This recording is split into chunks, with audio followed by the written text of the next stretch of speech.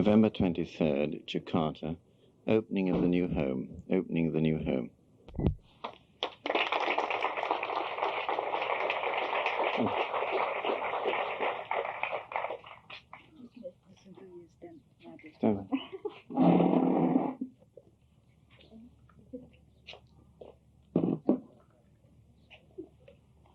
Madam Chairman, Mrs. Razia Sarjano, distinguished guests, ladies and gentlemen. On my side, I would like to say what a tremendous pleasure and privilege it is, both for me and for my wife behind me, to be here with you on this occasion. It's the first time we've had the opportunity of visiting Indonesia and experiencing at first hand the warmth of Indonesian hospitality and welcome, not to mention the beauty of your country. And I would assure you that today is a moment that both of us will always remember. It's a great privilege to take part in the opening of a new home for the physically disabled. And I think I know something of all the hard work that has gone into the preparation for this moment. Starting from unknown and small beginnings in a new country is always difficult. And every country has many, many works and many, many charities, many homes of every sort and kind. And to start a new one inevitably is difficult.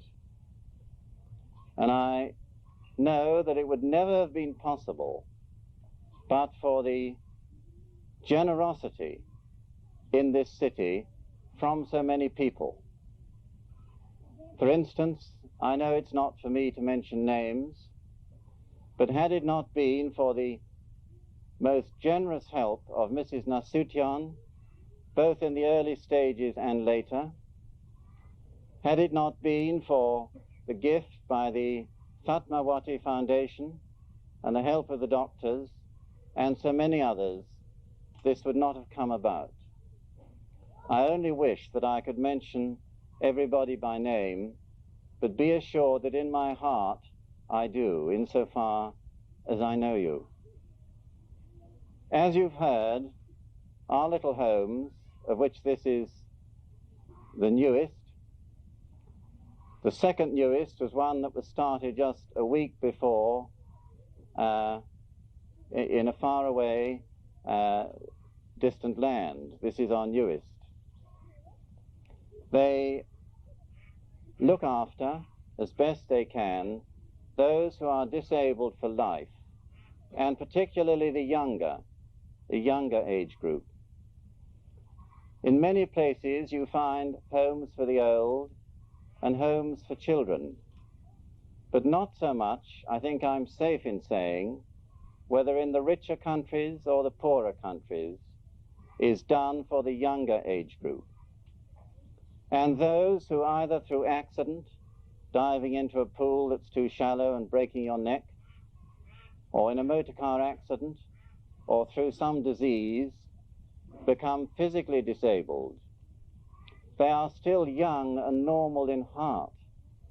And what they want, as I think you can see today, is to be looked upon as normal, to have the opportunities of making something out of their life, to be creative and to feel at home. And for me to come here yesterday morning for the first time, and now today, and to see this new home, so beautifully done, simple yet comfortable, with all the amenities that are needed to begin with, to see the lovely location, to see that you have a physiotherapist, that the residents are working and making things. In other words, entering upon a new life is, I assure you, a great inspiration to me. And I shall go away with many happy memories indeed. Of course, I know that we must see ourselves in our perspective. that we are just one tiny little unit amongst a whole field, a whole world of people working in different ways to improve society, in the field of social welfare, of medicine, of economic development, and so on. And we are privileged to have this little opportunity. As you see, it's begun from small beginnings, very small beginnings. And I think in a way that this is perhaps the best way of starting, from small beginnings. I find traveling around the world that one sees so many problems and they look so big, and you think, what can I do? And one is put off. It's more constructive, I think, just to look at what one can do oneself, however little it is, and do it.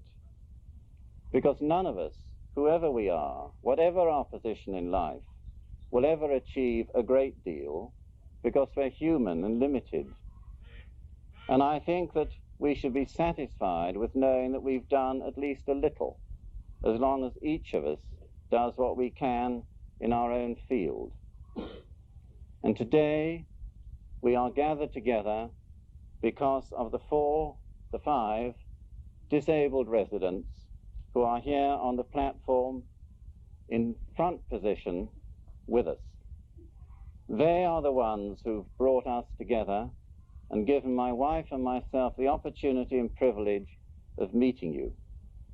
And I would like to pay my tribute to them, because although it is you and others who've given them the home, and it's matron 3 who's looking after them with her staff,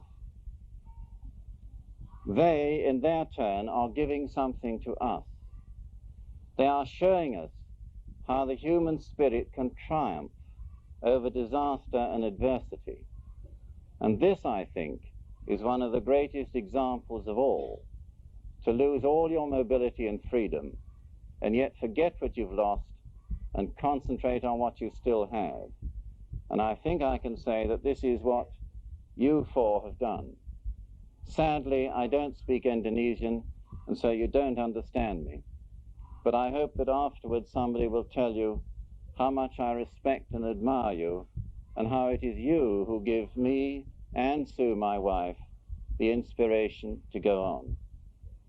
So with all my heart, I do say thank you to everybody who's worked and given to bring this home into being. I would like to thank our chairman, Mrs. Suchitro, and Peggy Cody, who did all that work in the beginning. She refuses to be mentioned, but I refuse not to mention her. You are truly a team, and I think it is this that has struck both of us coming here. You are a team who brought it about and made us feel so welcome. So with all my heart, I do say thank you, and may God bless this home, those who live in it, and all who in one way or another work to develop it, because there's so many needs. Thank you ever so much.